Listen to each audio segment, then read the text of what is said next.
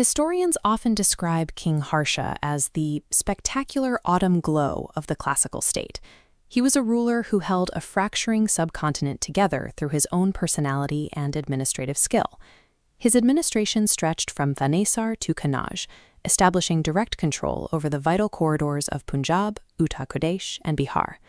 To sustain centralized power, Harsha relied on vast personal wealth, famously donating revenue from over 100 villages to support scholars at Nalanda University. But his expansion hit a hard southern limit at the Narmada River, where he faced a decisive defeat by the Chalukya king Pulakeshin II. Harsha's death left no successor, creating a power vacuum that shattered northern India and sparked a central debate in history. What actually follows the collapse of a great empire? Did the fall of the classical state trigger a dark age of stagnation, or the birth of a more complex, decentralized society? R.S. Sharma's feudalism model argues for the former.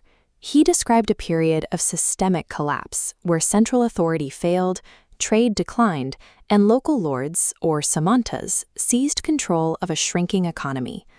B.D. Chattopadhyay's integrative model offers a different view. He argues this was a time of massive organic growth, characterized by local state formation and the clearing of new agricultural lands. Understanding which model is accurate requires moving past the metrics of a centralized empire and looking at the new rules of this fractured world. To find the answer, we must place both models on trial and examine the surviving evidence left behind by these regional powers.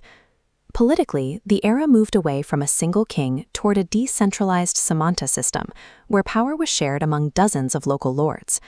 Socially, this fracturing was mirrored by the proliferation of thousands of rigid castes, or jatis, which created hard boundaries between different groups. Historians initially viewed the decline in minted coinage and standard trade routes as indicators of economic ruin. While these metrics suggest a system in decay, looking at the era through a different lens reveals that this structural fracturing was only one part of a larger reorganization. Researching this period is difficult because native literary sources, like the court biographies known as charitas, were often commissioned to link kings to divine heroes rather than record facts. Historians look for objectivity by cross-referencing these poems with foreign accounts, such as the travelogues of the Chinese monk Xuanzang, who documented early urban changes. They also lean on Kalhana's Rajatarangini. Written as a history of Kashmir, it is often cited as India's first scientific history book because Kalhana used coins and inscriptions to openly criticize failing rulers. Archival evidence, like these copperplate land grants, provides primary records of local economic activity and the specific names of regional donors. When these objective data points are mapped out, they align with the integrative model, suggesting the era was more dynamic than a simple collapse. On the frontiers, forest lands were being cleared, and local tribes were being integrated into a new, expanding agricultural economy. This growth fundamentally shifted the purpose of religious institutions. Temples transitioned from simple places of worship to economic and political powerhouses, managing local land, labor, and resources for the new regional states. Central power didn't vanish. It was decentralized into these highly efficient, temple-centric local governments.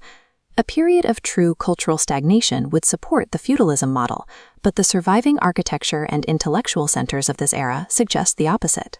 The Pala kings, for example, founded Vikramshila University, which grew into a premier international hub for Vajrayana Buddhism. The university's elite status was maintained by the Dwar Pandits, or gate scholars, strict examiners who tested the knowledge of new students at the very entrance of the institution. The fracturing of Harsha's empire created regional rivalries, which forced local kings to aggressively fund the arts and education to prove their own legitimacy. This era of intellectual competition produced the philosopher Shankara and his concept of Advaita, or non-dualism. He argued the individual soul and ultimate reality are one. Perceived separation is an illusion, called Maya. In his rope and snake analogy, in the dark, you mistake a rope for a snake. Knowledge provides light, letting you see the rope for what it is. The transition debate mirrors this logic.